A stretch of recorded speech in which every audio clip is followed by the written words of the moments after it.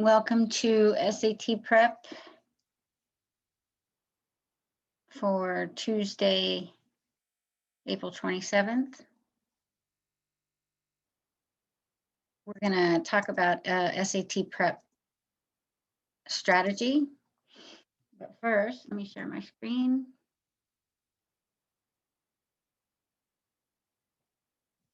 We're going to do a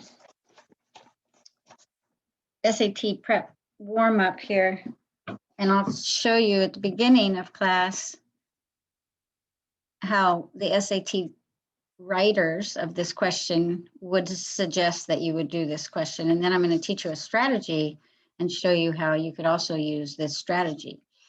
So what they're thinking is they give you A over B is 2. Well, if A over B is 2, you can also say A over B is 2 over 1. And from that information, you can get that A must be 2 and B must be 1. This is the way they're thinking that you might think about this. Okay, then you go to the question. They're asking you, what is 4B over A equal to? Well, we know that B is equal to 1 and A is equal to 2. So we can easily figure this question out. 4 divided by 2 is just 2. So the answer is C. And that's simple enough, but what if you didn't put it together that the number 2 was equal to 2 over 1? Well, I'm going to give you a great strategy today. So I'm going to, before I forget, I'm going to copy this page, put it at the end.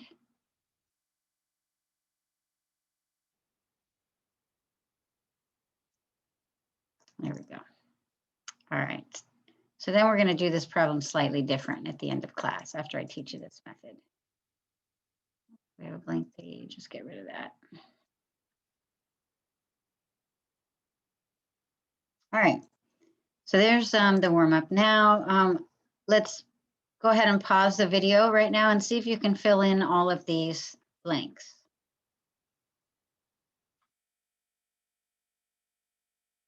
All right, now you should have paused the video and see if you can fill in all the blanks. Here are the answers.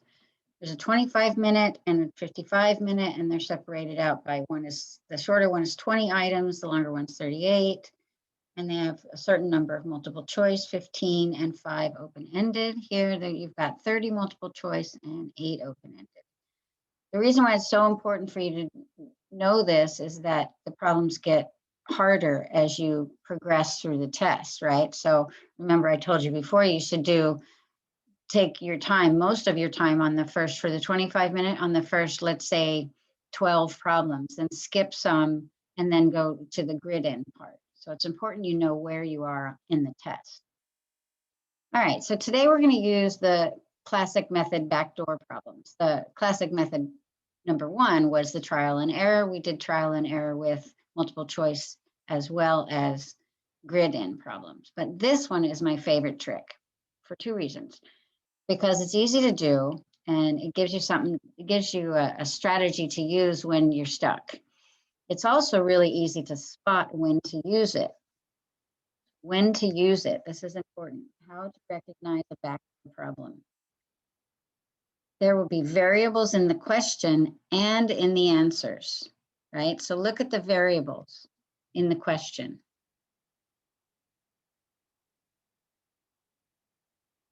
Also look at the words in terms of that are also there. And then look again, we've got variables in all the answers. So again, the reason why I like this method is because it's really easy to spot when you should use it. Okay, so let's read the question. In a high school club that has 50 students as members, 20 are seniors, N are juniors, 2N are sophomores, and they give you something that you have to pay attention to here. Okay.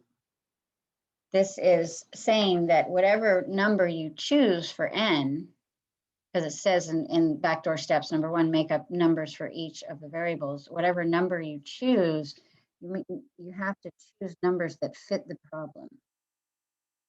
And in this case, they say any number that n is, it must be a number between 0 and 10. Okay, so you should avoid numbers like 0 and 1 and 2, just because 1 times a number is that number, and that might throw things off. And also 0 times any number is 0, and that might throw things off. 2, just stay away from 2 because it's an even number. Doesn't mean you have to stay away from all even numbers, but if you possibly can avoid those numbers, you should when you're using this strategy. Also, it says if you're making up numbers to fit an equation and you get stuck, then consider changing the order of the numbers you're using. Like if there's, in this example, there's only one variable, but if there was a problem where there was an X and a Y, for example, and you chose 9 for X and 10 for Y, maybe switch the order and maybe the problem will get easier. Okay, so the first thing we're going to do is make up numbers for this. So I'm going to say that n, oops, let me get a pen. I'm going to say oops, that's not a pen.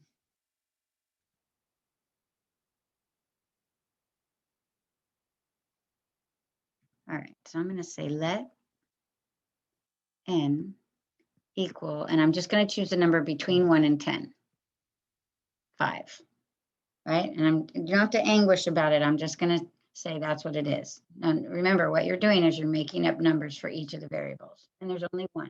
There's only n. Now we're going to use our numbers to work out the answer to their question.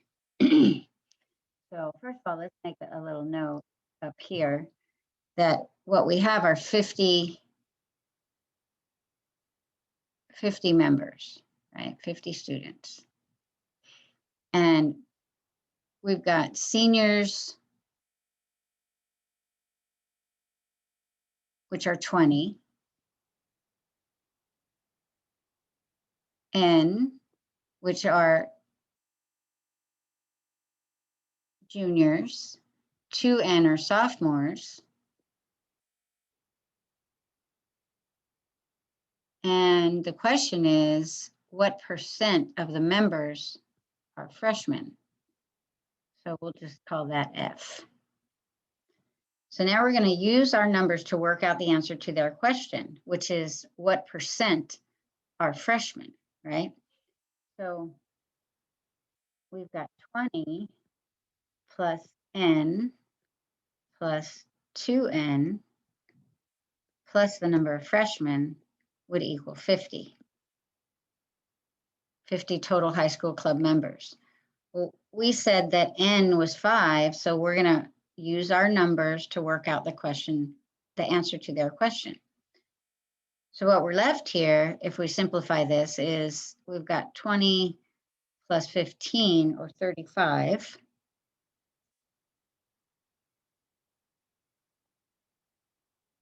So if we subtract 35 from both sides, we're going to get the number of freshmen are 15.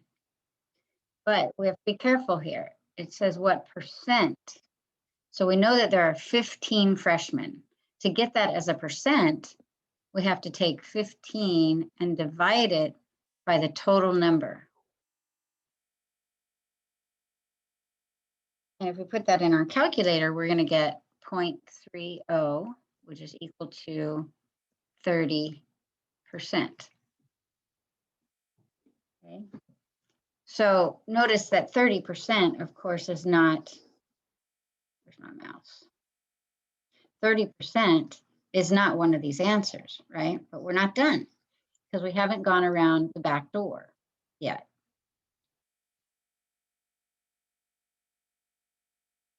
Oops. Way down there. Okay, so now we're going to go around the back door. So what this means is that we're going to try each of the answers. So I'll just write it in here. Can't see it anymore, but One of the answers was 7n%.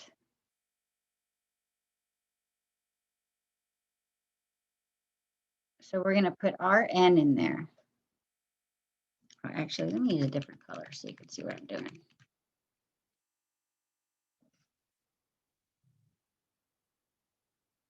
%.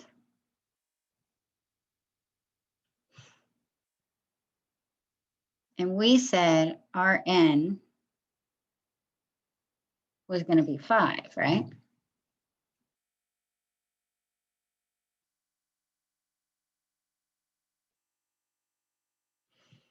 So if you calculate that, 7 times 5 is 35, so we get 35%, which is not equal to our 30%. So we can eliminate A.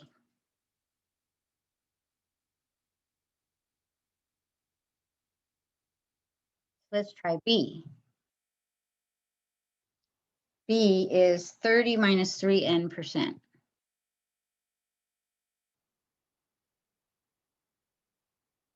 So it'll be 30 minus 3 times n%, where we're putting 5 in here. And 30 minus 15 is 15%, right?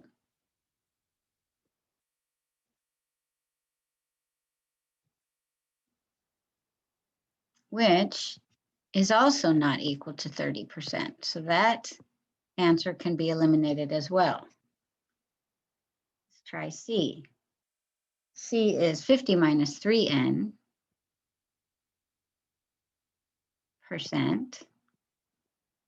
So 50 minus 3n%, where n is 5.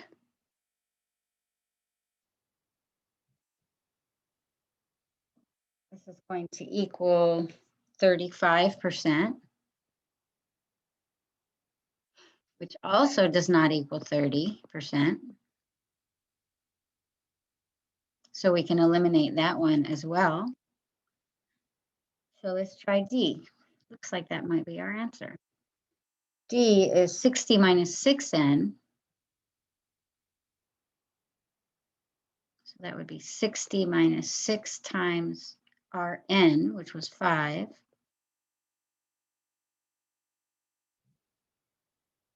And if you calculate that, 60 minus 6 times 5 is 30. So 60 minus 30 is 30%.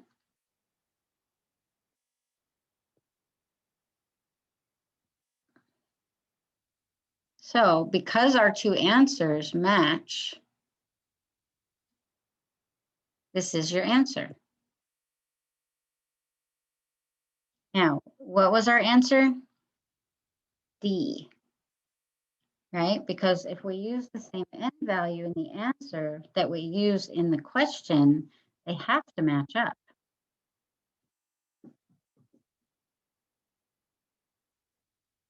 And then, of course, in this question, it says, make sure you check all the answers. This is important, right? And you'll see in the next example what happens if you don't check all the answers. But let's say you checked all the answers and you get more than one match. Then the advice is to use different numbers. So instead of like, if let's say I got B and D, I both got a right answer, I would have to start over and use a different number. And that will happen in the next example. Okay, so here we have another example. And if we look at this, here are the variables, right? X, oops, let's get something you can see. Here are the variables in the questions.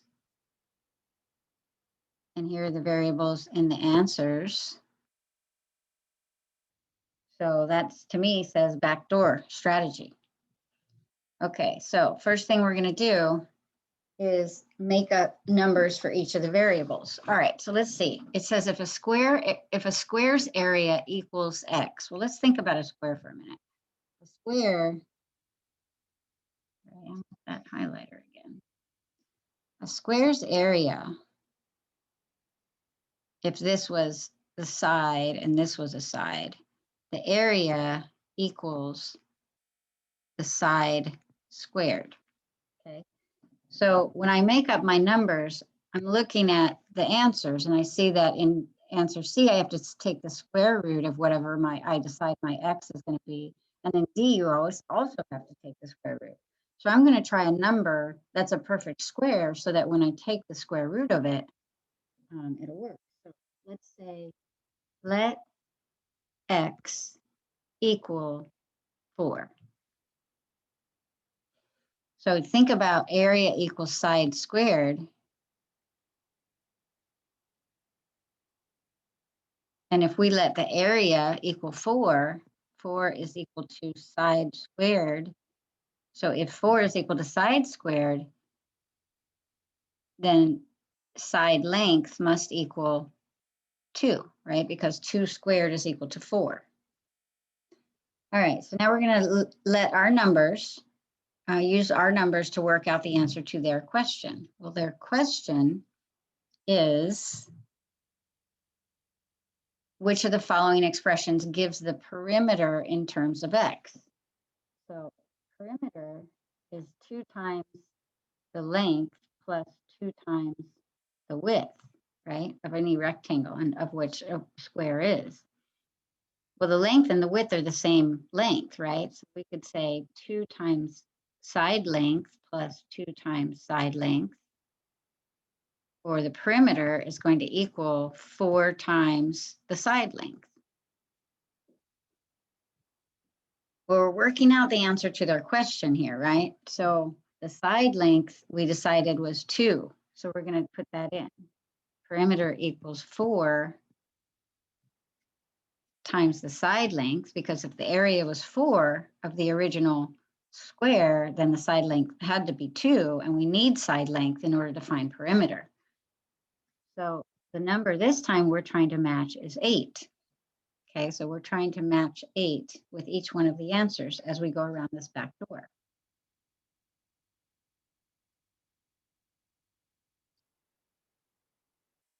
Okay, so A says that the perimeter expression would be whatever X is over 4. And B says X squared over 2. C is square root of X over 4. Oops. And D is 4 root 4. No, it's not. 4 root X. All right, so now we're just going to put our guess for X in all of these to see if we can match with our 8 that we got when we used our number. Let's see, it was 4 root X. All right, so now we're going to put our 4, because remember, X is equal to 4. We chose that up front to see where we get a correct answer. We have to check every answer in case we get 2 correct answers, in which case we have to start again. So here you're going to get 1, which is not equal to the 8 that we're looking for it to be equal to.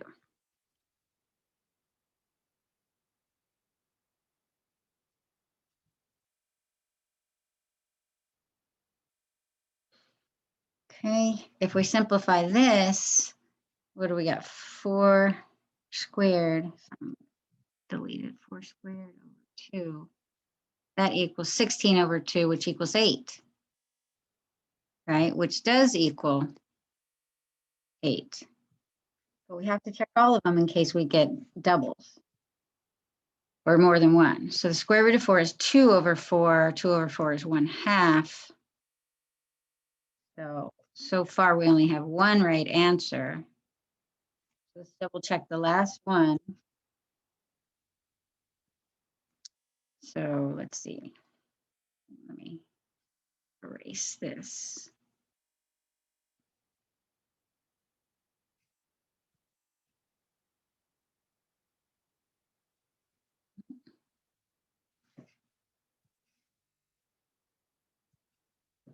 All right, we would get 4 times the square root of 4, which is equal to 4 times 2 or 8. So this is what you got to watch out for. So this is equal to 8. So it did happen in this case, right? You get more than one match. So we really have to start over, make up different numbers. Okay, so this time we're going to let x equal 9. And if x is equal to 9, then if area is equal to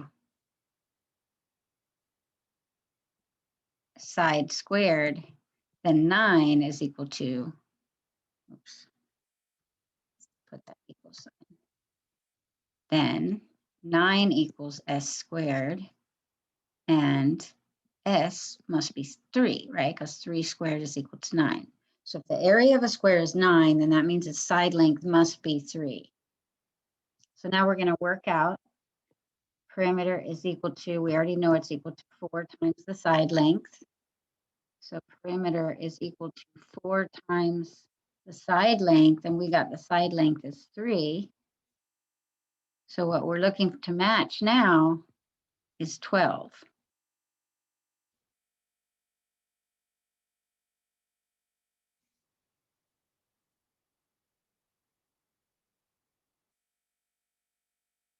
All right, so let's try each of A would be x over 4.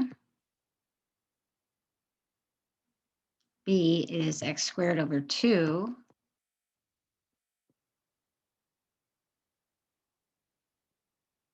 C is square root of 4. No, so square root of x over 4. And D is 4 times the square root of x. So this would be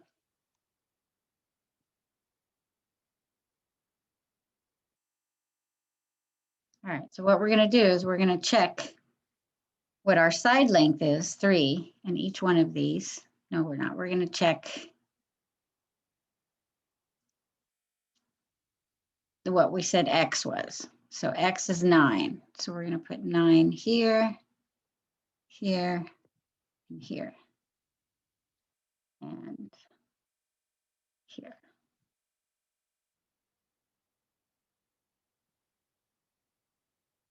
There we go. Because remember, that's what x is. X is the same in our question and our answer. So let's check each of these. Here we get 9/4, which is not equal to 12. Here we get 81 over 2, which is not equal to 12. Here we get 3 over 4, which is not equal to 12. And here we get 4 times 3, that is equal to 12. So since we have exactly one match, we know that D is your answer.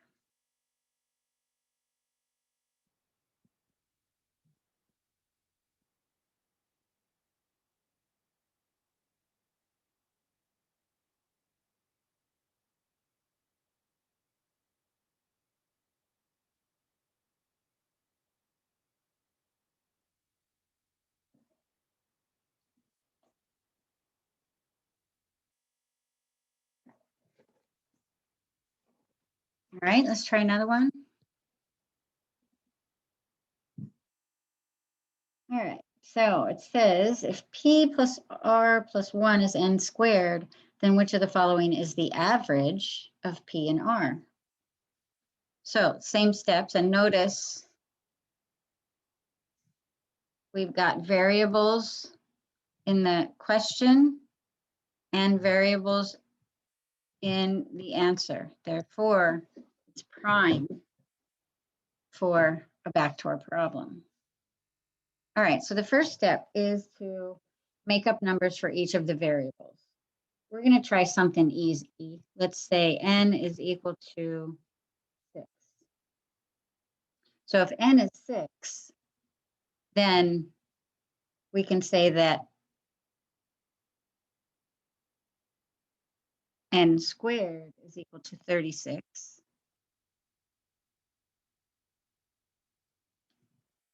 So, and you'll see why I'm saying that in a minute. Okay, and so we know that p plus r plus 1 is equal to n squared.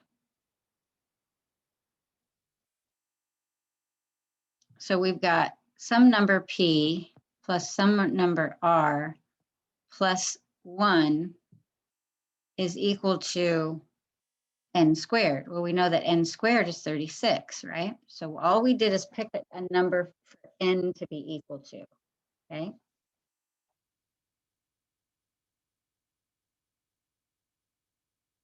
So what we could say, well, we know that n is 6. So what we could say is that p plus r, p plus r is equal to 35.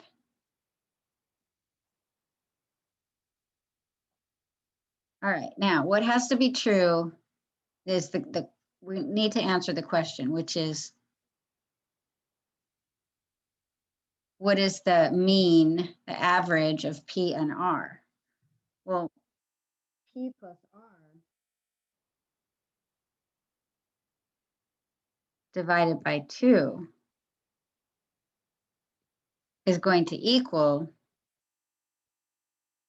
remember this is p plus r, divided by 2 has to equal 35 divided by 2,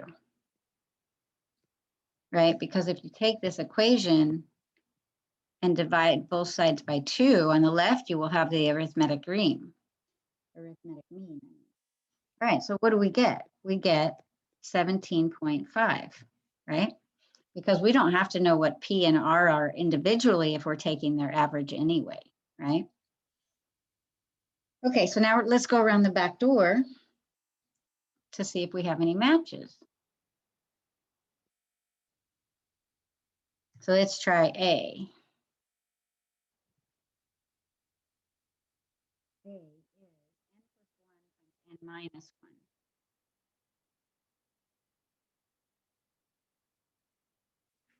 So remember we picked 6.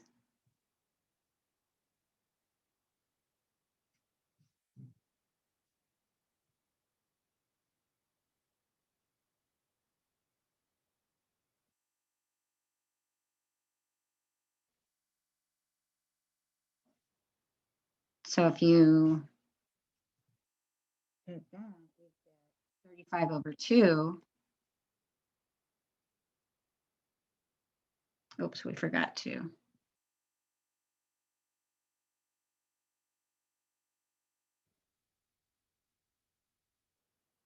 Which does equal 17.5.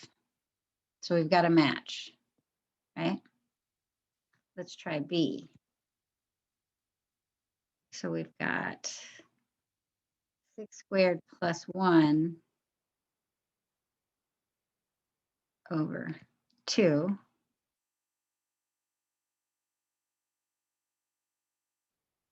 C, we have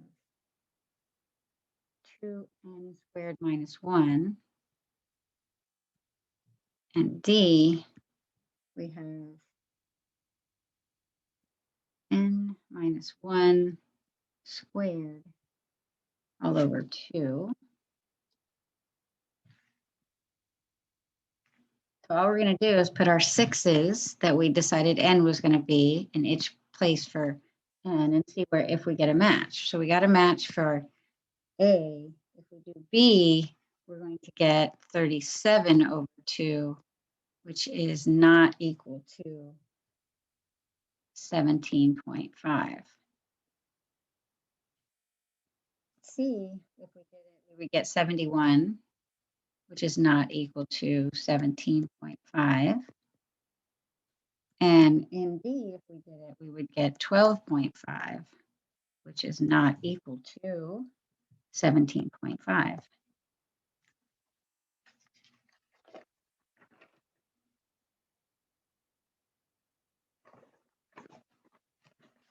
All right, so our answer is A.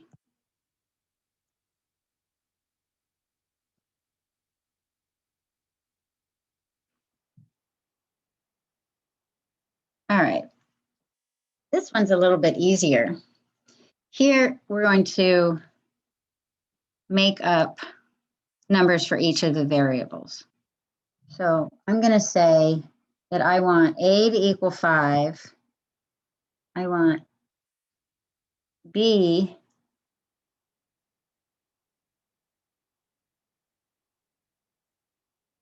if A equals 5, then 1 over 4 times A is going to be B, right? So if we stick that in there, B is going to equal 1 over 20. Then C is going to equal 1 over 4 times B, which we decided B is 1 over 20.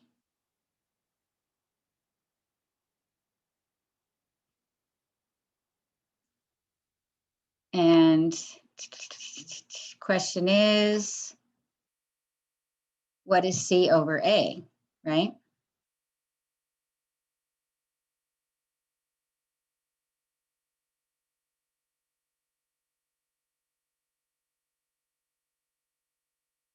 Uh-oh, we're timing out.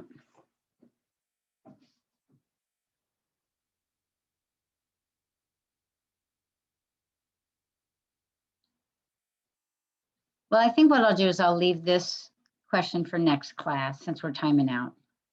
So I'll end this and maybe we'll start with this question next time. I'm going to end the video right now.